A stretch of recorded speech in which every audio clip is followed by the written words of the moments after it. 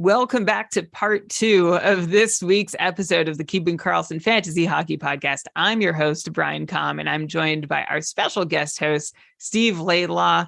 In part 1, if you haven't listened to it yet, we have cruised through some of the hottest streaks and biggest names and line changes and injuries that we've seen from the first NHL fantasy game week. And now we're getting into some of the deeper cuts here, and this one might not be so deep. Alexis Lafreniere, who has started better than he did last year, and mostly because of his ice time. He's playing 17 minutes a night, which is 3 more than he averaged last season.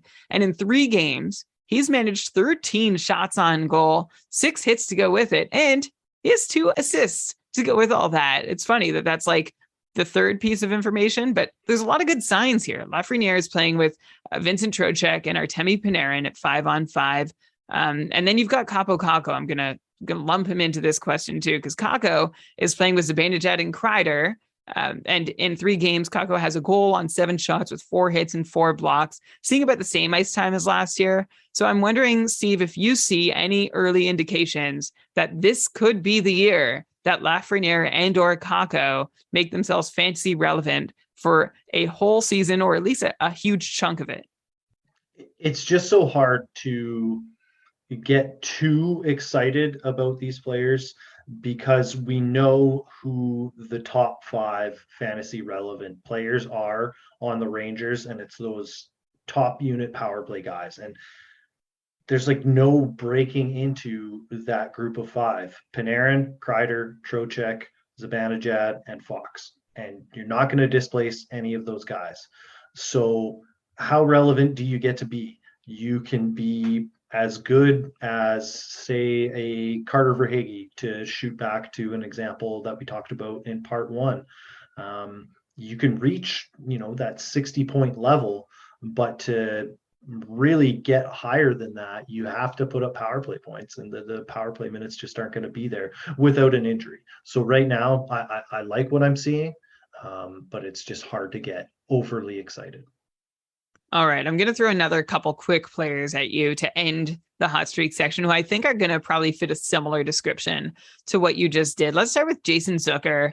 I'm like, this guy, again, come on, enough with Jason Zucker already. I'd put Jason Zucker to bed, and here he is waking up, asking me for water or whatever, like just annoying me. Zucker's now in his age 31 season. For Pete's sake, over the course of an NHL career that spanned nearly a decade, Jason Zucker has had exactly 1.5 good seasons, and yet he somehow always comes up on the show as someone we've been hopeful for, we've given up on. But since that one good season that Zucker had, the 64-point pace in 2017-18, his point paces have been 43, 56, 39, 34. But now Jason Zucker's out of the gates with 3 points in 2 games, 6 shots, playing 15 minutes a night alongside Evgeny Malkin and Brian Rust. He's back on the second line. Last year, he was basically playing with Jeff Carter and Kasperi Kapanen after years of flirting with regular Malkin time on ice, which of course, is only so possible based on Malkin's injury record. So I'm wondering if Jason Zucker can have the second fully fantasy relevant season of his career in what's his 9th full season in the NHL. The Penguins look really, really good when they're healthy, and it's early, and they're so old. They're like as old as I am. And I wake up every morning, and I'm not that old, but I wake up every morning and I roll out of bed and I just listen to my joints play popcorn as I hit the floor. And I can only imagine what it's like to do that as a professional athlete, just absolutely grinding it out every single day. So yeah, they look good now.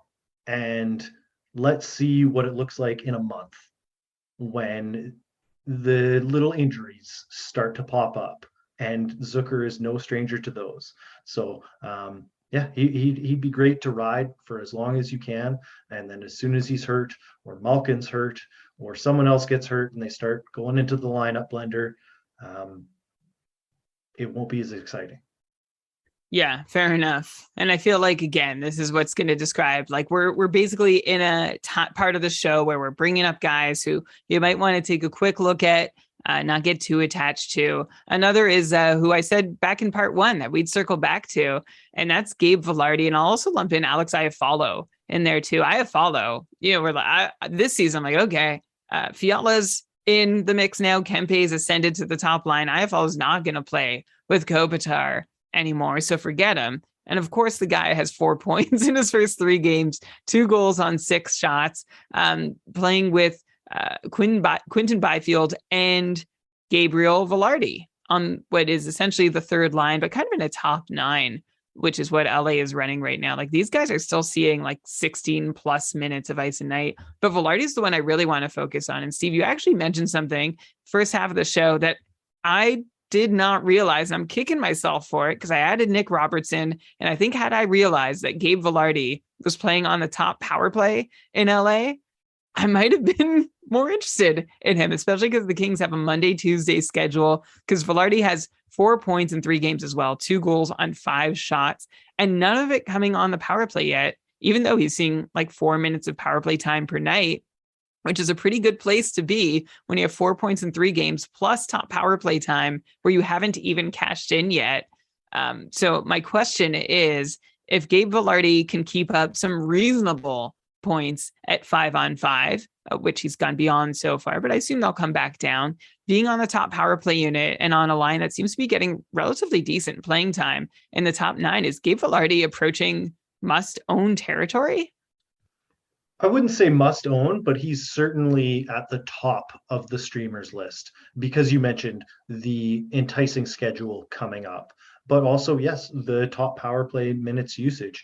He had an excellent preseason and training camp, and he's getting a huge push from the Kings. Now, their top power play unit might just continue to be terrible, and so that might limit the upside of what he can do there. But there's a ton of forward talent on that team. They could get into some real shootouts if their goaltending and defense continues to kind of be roller coastery. But there's a lot of offensive talent up front, so they might just embrace those roller coaster rides, and there could be a lot of offense to be had. I'm not shooting the moon, but certainly he's one of those ones who opportunity and kind of that post-hype sleeper talent are all coalescing to someone that I wouldn't mind having shares in right now. All right. And just to end our hot streak section, I'm going to leave a couple guys on the cutting room floor, but I'm at least going to mention their names. Michael Rasmussen, who had 3 points in his debut for the season. On the third line, he's 23 years old. He's only had a point pace between 24 and 28 points, but is a former 9th overall pick of the Red Wings back in 2017. He's playing with Elmer Soderblom. And, oh man, I really should have written their first names here. Sundqvist. Is it Oscar? Did Oscar end up? It is. Oscar ended up in Detroit. I don't think I even totally realized that until this moment. And of course, Elmer, I always call Arvid by accident because of his goaltending brother. Anyway, Michael Rasmussen is 4th year in the league, on the league's biggest line or something. They're huge. It's like every 1990s or early 2000s GMs or coaches' wet dream, like the size and heft of these guys going on the ice. So interesting to keep an eye on. Add him to your watch list, I'd say. And Ellie Tolvanen also playing with in Nashville with Ryan Johansson, Nino Niederreiter, who we'd sort of hoped for bigger things last year.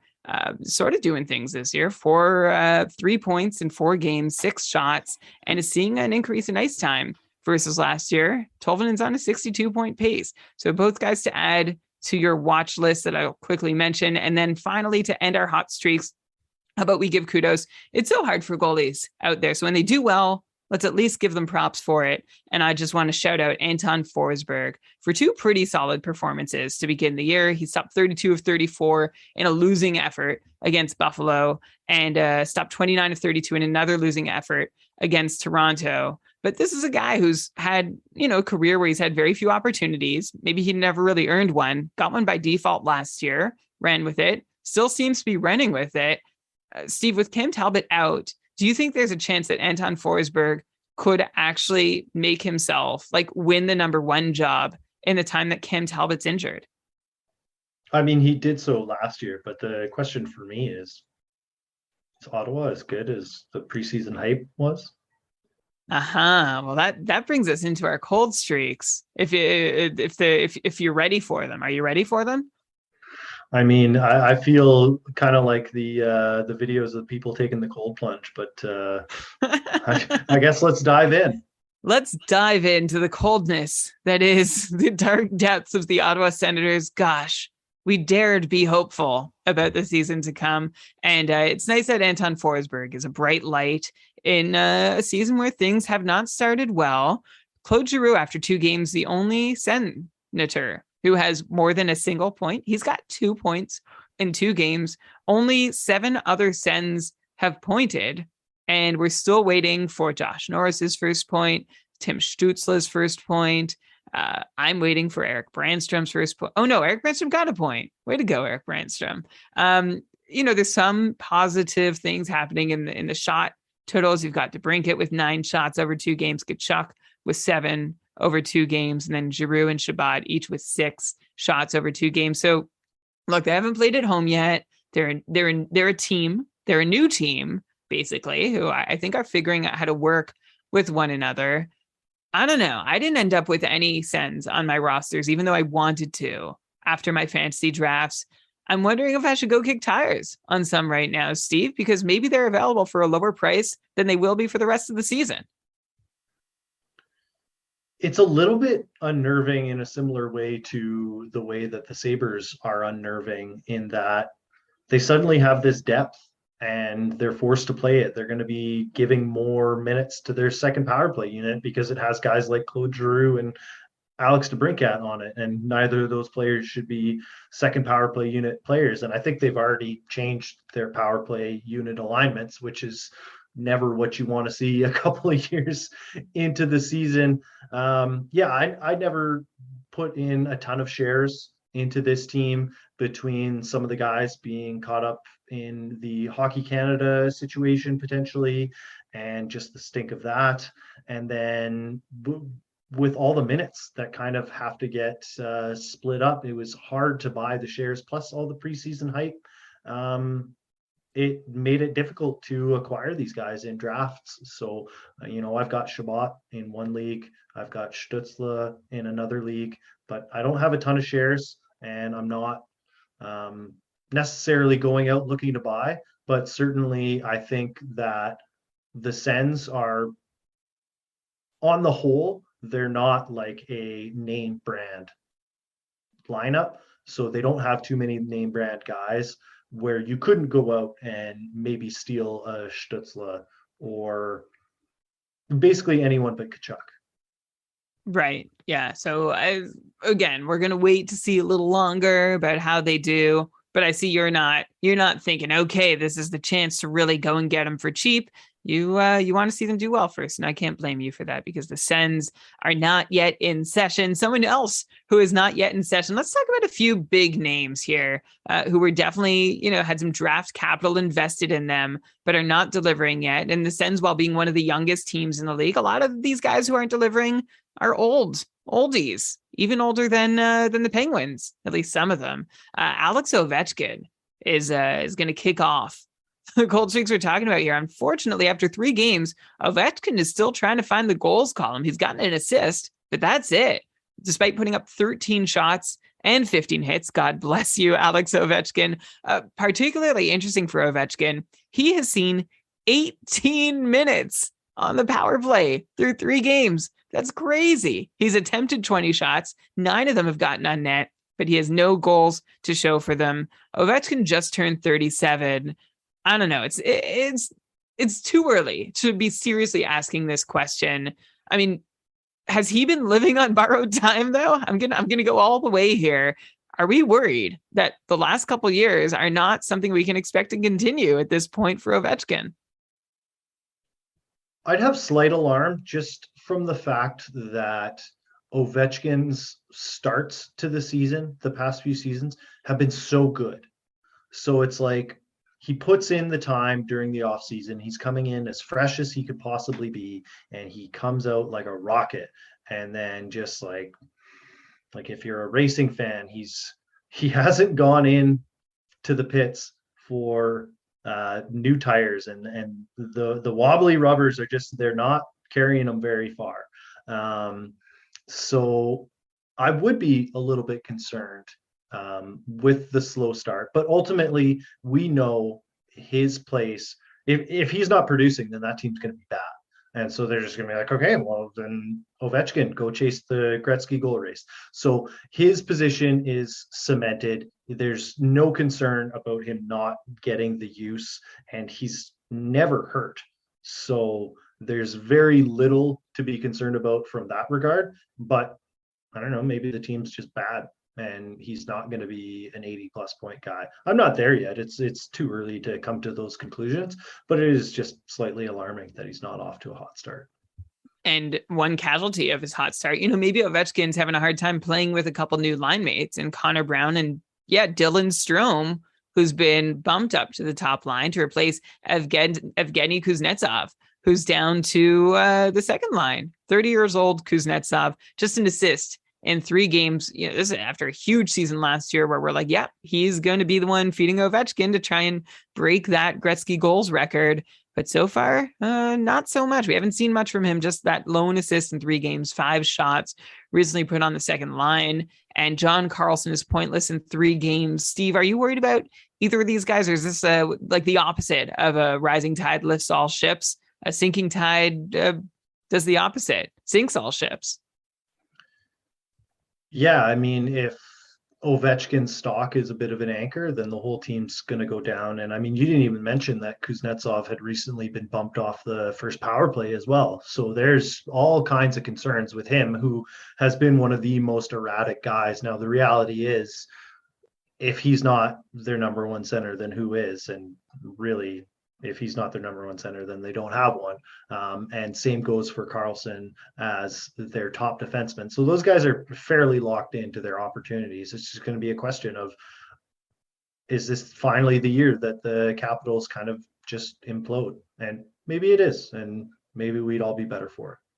Well, this is a team where there's no doubt. Let's move on to a team that no doubt they're going to implode. Let's go over to Chicago, where we have another, classic first round pick in Patrick Kane, doing a whole lot of nothing through the first matchup. Kane we've mentioned, we're worried about a slowdown. This was before Chicago blew up their team. Even though he's had 95 or more point paces over the last 3 seasons, we've seen some signs to be like, hey, I think the tail of this career production is about to come.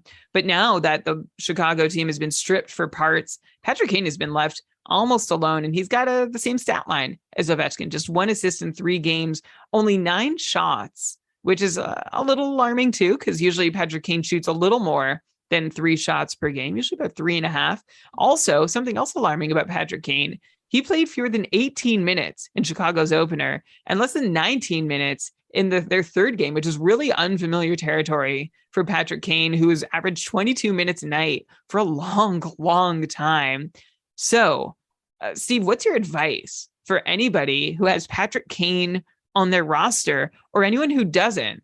Like, if you don't have Patrick Kane, are you looking to buy low? Or if you do have Patrick Kane, how are you thinking you can get out from under this? That's actually the piece I'm more concerned on. I don't think you should buy low, but would you care to disagree? I think your only recourse is to petition fantasy providers to create a new designation similar to the IR or the NA, where CHI allows you to put that player into purgatory, but still retain their rights and pick up a different player, because there is absolutely no one on the Chicago Blackhawks who I think will be valuable unless your league doesn't count plus minus. And therefore, I don't want any of those players anywhere near my roster. And I frankly don't think it's all that fair that I can rock a guy like Brad Marchand on my IR until he's ready to emerge and be productive. But Patrick Kane owners can't do the same, because it's going to be a nightmare until he's traded. And that might not happen till March. Yeah. And I mean, even when he does, we actually haven't seen a player of his caliber get traded towards the end of a playoff, like towards the trade deadline. So I'm curious to see what that looks like. Usually we say a player getting traded at the trade deadline is not going to get to play the same starring role that they've played on the team they're leaving. But this is way into the future. And like you're saying, Steve, if you have Patrick Kane on your roster, you have a bit of a problem for the next little while. So maybe explore some offers. See if you can get out from under it. Tweet us at Keeping Karlsson if you are getting any that you'd like to go over, or you can join us in our patrons only Discord server and ask there, patreon.com/Keeping Karlsson. If you want info about that, there's the plug. I did it. How about we talk about somebody who was in Chicago last year who, Steve, I'm going to be honest, like I know he was in Chicago, but I still find it really hard to picture Marc-Andre Fleury wearing that uniform. Like it doesn't compute in my brain. He didn't do enough in that jersey for me to really put him in it. Marc-Andre Fleury also serving himself like anyone on Chicago is making the case, like, why are you rostering me? This has been Fleury's had a spotty track record since really like the last 7 or 8 years, since 2015-16, when in his age 31 season, like he started kind of like that's when he had huge success, right? With Vegas in their inaugural season that bumped his value back up. Then he outplayed Robin Lehner when he was being left for dead. And Marc-Andre Fleury has been riding those couple really good seasons, which have been surrounded by some really awful ones. And now he's at age 37 and off to a terrible start with Minnesota after a 908, 928, and 905 in his last 3 seasons. He's starting this season with a 776 save percentage, stopping just 38 of 49 shots against. This is the lowest save percentage in the league, except for Vitek Vanacek, amongst all goalies who have played at least made just an appearance so far this year. Do you see any hope? I remember this time last year, Steve, we were saying drop Fleury. Like Chicago's a mess. You don't want their goalie, especially if their goalie isn't doing anything. And then he actually came back and had a really solid stretch before falling apart again. Do you think is there anything to the idea of dropping Marc-Andre Fleury at this point in the season? I mean, who are you picking up is the question. So I don't know, hang on to him. Don't start him until that team shows any signs of life. I don't know. They might just not have enough depth, and they might just not be that competitive. But typically, the Wild are very competitive. I really like their blue line. Yeah, I think that this is a uncomfortable, rocky start, but we've seen uncomfortable, rocky starts for starting goaltenders before. I think the position is just so volatile. So, I wouldn't be at all happy to be a Fleury owner right now, and I would have zero confidence rolling him out there. But it's like, what are you going to do? Okay, I'll put this to you then. Like you're saying, who would you pick up? Let's say Anton Forsberg's on the wire. Would you drop Marc-Andre Fleury for Anton Forsberg, or maybe even Logan Thompson? There's a couple names. Would you make the swap? I would grab either of those guys, but I would be dropping from my skaters rather than my goalies, because the position is just so impactful in so few players. So you don't want to be there and, the Wild got off to a slow first week, but suddenly they're still giving Colorado all that they can handle come April, and you jumped out on Fleury after 2 bad starts. Fair enough. I have a couple other goalies that I'd like to throw at you, but first we're going to take a very quick break. I hope these ads are dynamically inserted, but let's leave a space for them. You're listening to Keeping Karlsson.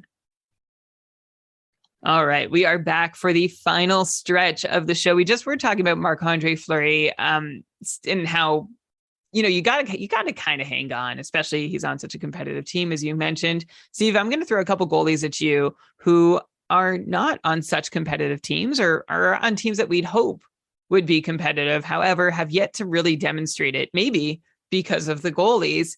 Let's start in Anaheim, where John Gibson is 4 seasons removed now from his last impressive season when he was 25 years old. He's now age 29. He's been lost in the woods the last 3 seasons. 904, 903, 904 are his most recent save percentages.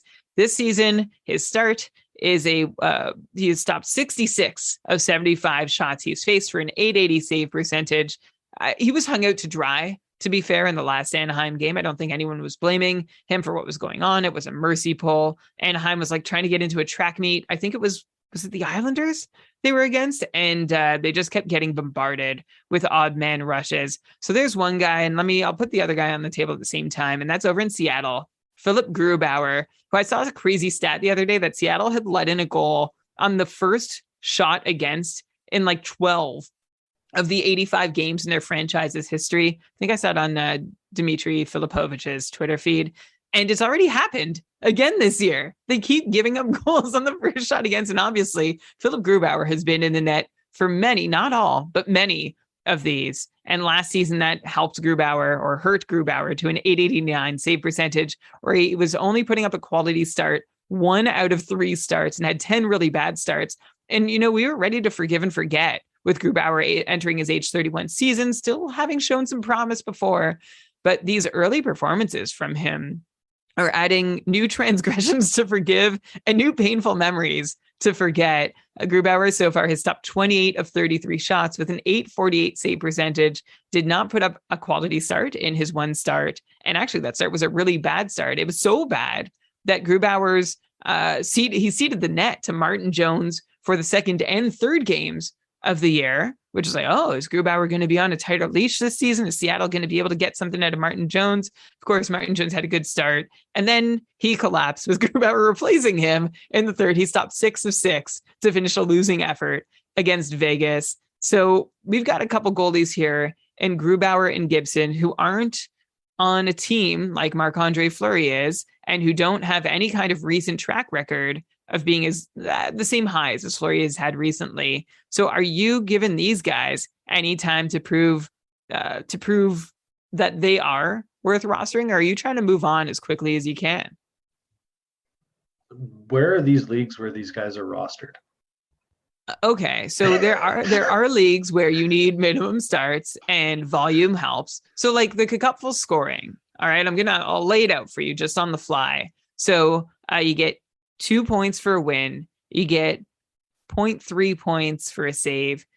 You lose a point and a half for a goal against, and you get a little bonus for a shutout if it happens. So I don't know. I'm trying to pull up some of these numbers on the fly and what they actually translate to. So like Jake Allen starts so far, he had 6 points, stopping 29 of 32 against Toronto, and almost 10 fantasy points, which is huge. Like that's a big night, stopping 37 of 38 against Detroit in a losing effort. So basically, if you can, again, have a 905 or 910 save percentage, even if you're not winning, so long as you're facing, 25, 30 shots at least, you're in good shape. So in a league like that, what are you thinking of? Like, so you're seeing Gibson and Grubauer and saying, forget it, I guess, in a lot of your formats. Oh, yeah, I was mostly being facetious. I know that there are leagues out there where volume starters are valuable, but I mean, it strikes me that this segment is Brian throws goalie grenades at Steve, and Steve tries to dodge them, and the shrapnel thereafter, like a modern day Neo. And yeah, I think anyone who rosters any of these goalies is gonna get caught by that shrapnel. It's gonna be terrible, because you're drafting goalies for the teams that they're on, and those teams aren't that good. I think Seattle's going to be better than they were last year, but Grubauer just he's a lemon. He's a lemon, and you're just going to have to embrace that.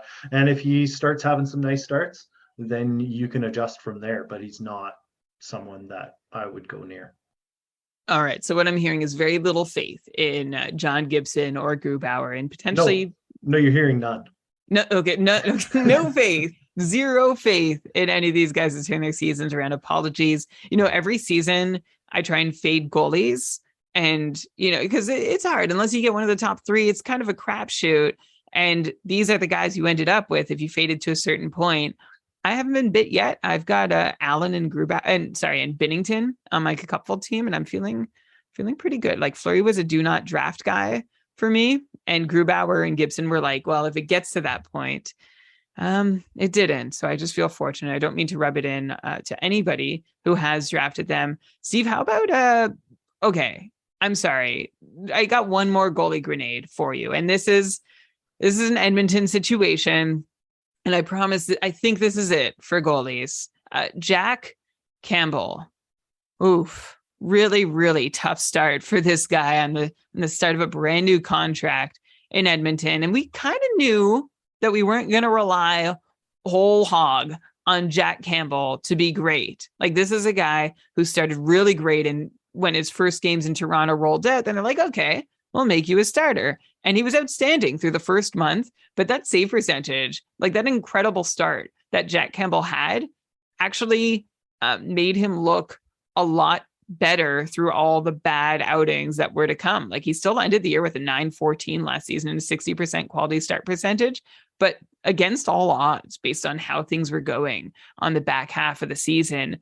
This year, not even the front half of the season is going well for Jack Campbell. Really easy to notice who's struggling. He's stopped 40 of 47 shots only, an 851 save percentage, and was pulled 11 minutes into Saturday's contest at home against Calgary and replaced. This is why this one's more interesting, Steve, because I think those other situations, there's not really a challenger, but could Stuart Skinner be an early challenger here? He came in, he stopped all 31 Calgary shots the rest of the way. Do we have an early goaltending controversy here? Can Stuart Skinner somehow force the Oilers' hand to get at least equal billing as Jack Campbell if this pattern holds? I think you could make it interesting. I mean, ultimately, I was always looking at this as a 50-30 split. So if he pushes it closer to 40-40, is that really all that different from expectations? Not necessarily. I mean, Campbell, he kind of is what he is. Like, we know that he's very inconsistent.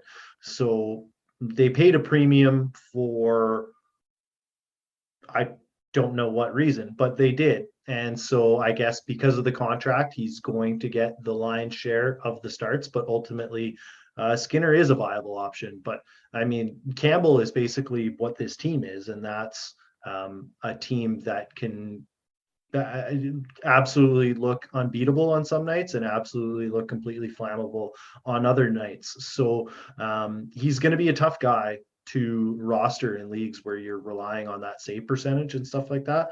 But in terms of if you're looking for someone who's going to give you solid volume and rack up wins, I think that Campbell is a guy for that.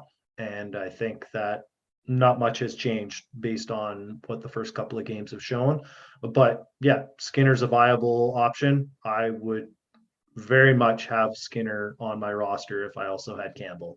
But that's why I don't have Campbell, because I don't want to have to roster two goalies for one position. Right. Okay. So you're saying Campbell's probably still going to get the lion's share, but there's always a chance that Skinner can step in a little more than we expect him to. And you kind of need him if you have Jack Campbell, if you want to guarantee yourself some Oilers starts. Okay. I told you we're done with goalies. So let's go to Ryan Nugent-Hopkins in Edmonton. We're staying in Edmonton, where we're still in cold streaks. And here's an Edmonton cold streak. Ryan Nugent-Hopkins has not done anything in 2 games so far. This guy had a 65-point pace last year as a 28-year-old, thanks to 23 power play points. And that power play production was key for Nugent-Hopkins because he's basically been centering the third line since game 40 of last season. And like had basically no time on ice with Leon Draisaitl for the back half of the year. This year, Nugent-Hopkins is still not with Draisaitl, who's been up with McDavid, but on the second line is Nugent-Hopkins with Jesse Puljujarvi and Zach Hyman, which is probably Nugent-Hopkins' best case scenario, right? The worst case is Draisaitl drops down off the McDavid line to replace Nugent-Hopkins in the middle on the second line. And then Nugent-Hopkins falls back down to line 3 where he was last year with what's his name and who's his face. And so far, I don't know if he's really justifying a case for being on the second line with no points. He's been on the ice for 3 power play goals so far, but Nugent-Hopkins, maybe just bad luck. He hasn't pointed on any of them. But Steve, my question for you is, if Nugent-Hopkins isn't producing at 5-on-5, and let's say he does either continue to do nothing on the second line or fall down to the third line, even if Nugent-Hopkins holds that top power play production or deployment, is he worth rostering? Like, are we in danger of snoozing on Ryan Nugent-Hopkins on our rosters? Yeah, Nuge has quietly devolved into like a rich man's Sam Gagne. Like, you remember when Gagne went to Columbus and he was like the only reason that their power play got good for like half a season? Yeah. That's Nugent Hopkins. Okay. He's Alan Mitchell, the great low tide, refers to him as a power play witch. And I mean, they've got Draisaitl and McDavid, and those guys are phenomenal on the power play as well. But Nuge is a key factor in what makes that power play awesome. And he's great in that role, but he does nothing at 5-on-5. And so start treating him like a rich man, Sam Gagne. And there's value in that in fantasy leagues. There just isn't a lot. Okay. Yeah. So you are not optimistic at all about Ryan Nugent Hopkins either. So maybe if you drafted him, I'm in a league where I co-manage with former tier 1 competitor and fast track cupful winner, John Newhold. And I was sort of like, Ryan Nugent Hopkins was one of the top players left on our draft list. And he was like, maybe we shouldn't. And I'm glad we steered away from him. So if you have him, I have this habit, sorry, of saying, phew, I'm glad I was right. But to those of you who are in this unfortunate situation, look, I was wrong on Palat. Okay, we all do it. Maybe wait for a hot run on the power play and then see if you can use that to move on, because he's not someone you want to be stuck with. Someone you're already snoozing on, by the way, in Edmonton, if he's still on your roster, is Dylan Holloway, who had a fantastic preseason, but the second the regular season started, things have gone bad. He had a bad giveaway that I think led to a goal. He was demoted out of the top 6. I think you can forget him for now if he's landed on, if he somehow was added onto your roster. I've got one more old guy, Steve, to hit on the cold streaks, and that is Phil Kessel. What do you do with Phil Kessel? Are you hanging on? He just turned 35 years old, 52-point pace last year, 63-point pace the year before, both in Arizona, where he was playing 17 minutes a night. For Vegas so far, Kessel, who has started the year playing with Jack Eichel and Riley Smith, is playing fewer than 14 minutes a night, has just 1 assist in 3 games, and only 7 shots. Remember that in his heyday, Phil Kessel was taking 3.5 shots per night. Now, for the last few years, Phil Kessel has been out of his heyday, taking just 2 shots per game. So this tracks. But do you have any faith, Steve, that Phil Kessel, for anyone who took a late round flyer on him, was excited to see a little bit of Phil the Thrill and see what he had left in the tank? Are you giving up on him already? Or are you holding on for at least another few games? This thing because you have enough faith that maybe, just maybe, he can make the most of this great deployment he's been getting. No, he's entered that late phase Jason Spezza type scenario where like the mental wizardry is still there and there's still some skills, but the like, I mean, he was never a physical specimen, but just the overall physical game isn't there. And you can see like the fact that he's not even attempting to shoot from 40 feet away is just, it's a clear sign that this guy has gone into full on playmaker mode, and there's still value in that. And certainly if the Vegas Golden Knights are going to continue their hot start, then I think he'll have some tangible value, but it's not tremendous. He's not getting back to Pittsburgh level Kessel. All right, so drop Phil Kessel. Steve, just to close out the show, 2 more guys that you might have had on your roster from late round draft picks that you might want to drop at this point. I just wanted to see if you concur or not. One is Sean Durzi over in LA on the back end, who had an assist and 3 shots in the Kings opener, plus 3 hits and 5 blocks.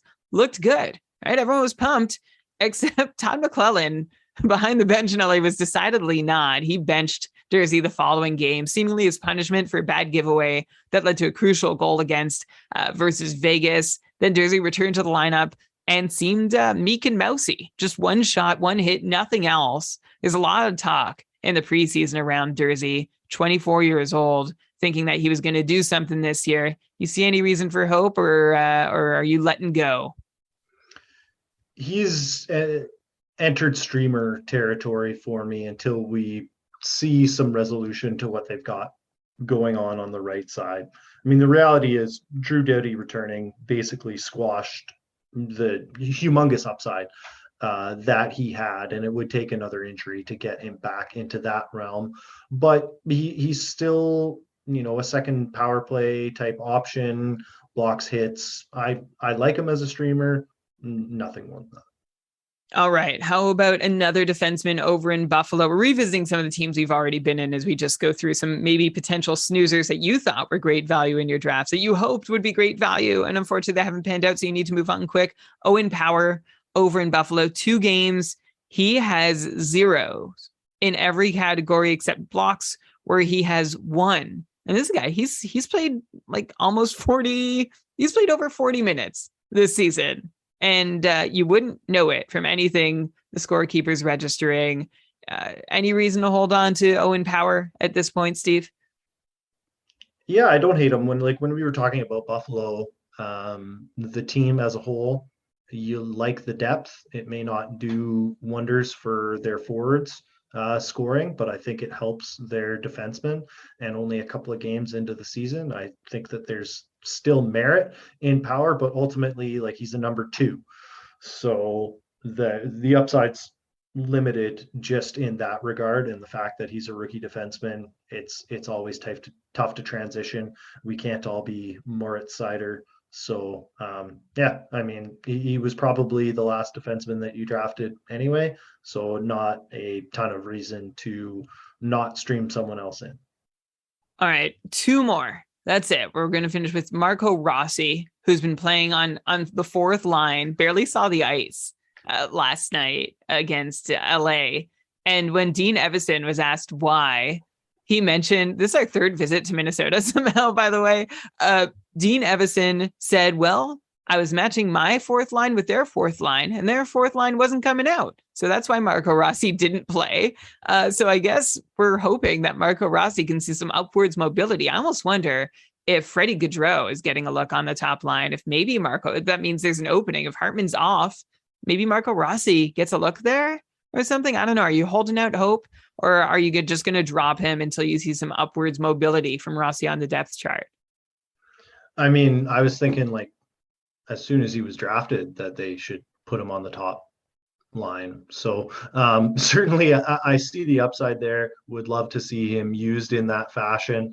I think that this is the type of situation where the GM might have a conversation with the coach and say, okay, if this kid's playing 5 minutes a night, then he should be playing 20 down in the AHL. So that's where this could be headed. But at the same time, if they continue to struggle, you might see some shuffling, and Rossi gets an opportunity that he doesn't hand back.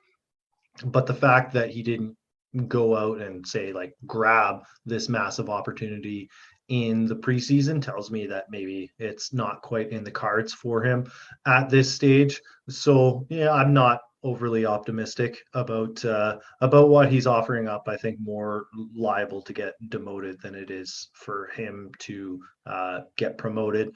But I don't see any reason to be holding your breath. All right, so let go of him until you let go of Rossi until you see any signs of light. And then this last one, I'm going to say it's Semyon Varlamov, but really it's just my sneaky way of saying that Ilya Sorokin has started 2 games in a row with a healthy Varlamov. So I feel like no one is really that invested in Varlamov. Everyone is kind of thinking that Sorokin was going to see more than that 50-50 timeshare. And that's come to be. So if you took Varlamov thinking that he'd see half of Isles games and that was good enough for you, might be time to let him go, because Sorokin has started 2 games. He stopped 48 of 51 shots against, a 941 save percentage. Sorokin, of course, had a 925 save percentage last year. And the last 2 seasons, Sorokin has had a quality start percentage above 70%. That's amazing. But most importantly in all this, Sorokin has started twice, and healthy Varlamov has started 0 times. I feel like we did not see this all of last season or the season before. Is this the year, Steve, that the strict 50-50 timeshare in Long Island is over? And if it is, how many games do you think would be a reasonable expectation for Ilya Sorokin? Yeah, I'm absolutely fascinated to know if this is the new coach Lane Lambert's philosophy, if there isn't some influence from what happened to them last year with that horrific start to the season where they played like 2 months in a row on the road. And they said, hey, we need to get off to a phenomenal start. We're going to go with our number one here for our first couple of games. I would still expect to see this closer to a timeshare. You never know what Lou Lamoriello's thinking, but we all see the contract situation for Varlamov, and we see the terrible goaltending situations, of which you threw many at me throughout this pod. So we can see the potential for Varlamov to flourish somewhere else. I wonder if, despite Sorokin's brilliance, if they are riding him and the Islanders still aren't quite a playoff team, I wonder if that doesn't open up Varlamov to land somewhere where he could be of a lot more use to fantasy owners. So for me, if I had Sorokin, I want to have Varlamov, because 2 games isn't enough for me to say that, oh yeah, Lane Lambert's a guy who rides his starter. But at the same time, Sorokin has the talent. So Varlamov isn't a must-have, but certainly he's, we know he's a guy, especially in category type leagues, where he's going to have value, even if he's only getting 25 to 30 starts. Yeah. Like, get that spot, because it could go well if the Isles are playing their defensively tight game. But man, wouldn't it be nice if we are seeing the birth of another number one workload starter in the NHL? Because I mean, Lord knows we want him. So bring him on. I'm hoping this is true, but I'm with you, Steve. Maybe I need to see a little more to be sure I believe it, because this would be a big shift from what we've seen in Long Island. Steve, wow.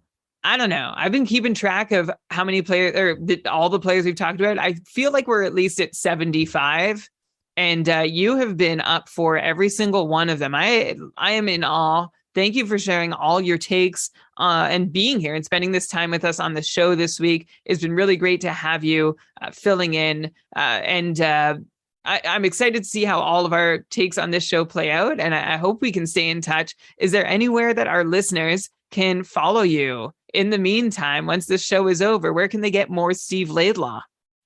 Yeah, you can follow me on Twitter at Steve Laidlaw. It's fairly phonetic, but yeah, that's where you can find me. I'm tweeting occasionally about fantasy hockey, whether just griping about my team or a little nuggets of information. But yeah, I was very pleased to be back on the show after a couple of years away. So thank you for having me. Thank you so much for being here again at Steve Laidlaw on Twitter. If you want more of him, I'll put that in the show notes as well. And that will do it for this week's show. If you enjoyed the show, please head on over to iTunes, or iTunes doesn't even exist anymore. Apple Podcasts, Google Podcasts, Stitcher. Does that exist? Spotify, wherever you can write a review. It's great if you click the stars, but if you could write us a kind little note, we'd really appreciate that too, especially at this time of year. And also, if you enjoyed what you heard and you want to join like a really friendly, kind, inclusive online community, I feel like these are hard to find, especially around hockey. I think we've got a pretty good one over on our Discord server, patreon.com/keepingkarlsson. If you want to talk hockey with us, basically all day, every day, we have an amazing, amazing group of people in there. Also, it puts your name on the wait list for the Cupful. If you want to take over a team that needs a manager at some point in the season, which happens, you can sign up, get your name on the wait list, and we will call on you when you are needed for duty. Again, that's patreon.com/keepingkarlsson. But okay, to quote Elon, this is the end of tonight's episode, both parts. So thank you once again to Steve Laidlaw for joining us on the show. I think I'll roll the credit music right about now.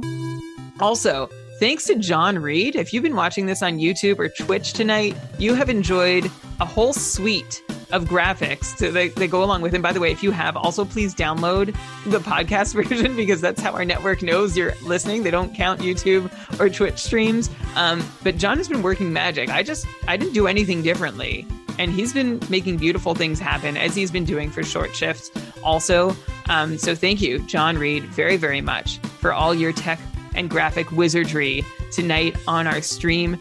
This episode of the Keeping Karlsson Fantasy Hockey Podcast was presented by Dobber Hockey and powered by our patrons, including our super supporters, Tom, Ryan, Derek, David, Andrea, Tyler, Aaron, Rob, and of course, Patty.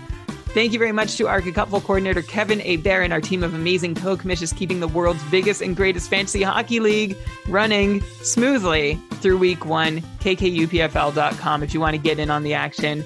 Thank you to Shams and Elon. Yes, Elon is still keeping that amazing stream of fantasy news rolling over at GameDayTweets.com. Remember to listen to Short Shifts through the week, and you can follow Ben and Lewis at Short Shifts KK, and you can follow Dave Betton at NHL Stream Scheme, who you also see appearing on our feed now. Logo art by BrandonWeeb.com. Outro music by Pat Roach. This episode was researched with help from Dobber Hockey, Frozen Tools, Dobber Prospects, Natural Stat Trick, Evolving Hockey, Cap Friendly, The Athletic, Hockey Reference, Hockey Viz, Hockey Database, Elite Prospects, and I think, well, I guess I'll shout out Yahoo. Thanks, Yahoo, for counting the Cupful points this week. And that will do it for another week. I wish you all the best in week 2 of your fantasy leagues. I hope you found some good tips on the show. Feel free to tweet at us at Keeping Karlsson if we got something right or wrong, or there's something entirely that we haven't spoken about that you want us to. Hit us up there. Thanks for following. Thanks for listening. And between now and the next episodes, please do all you can to make sure that fantasy hockey is for everyone.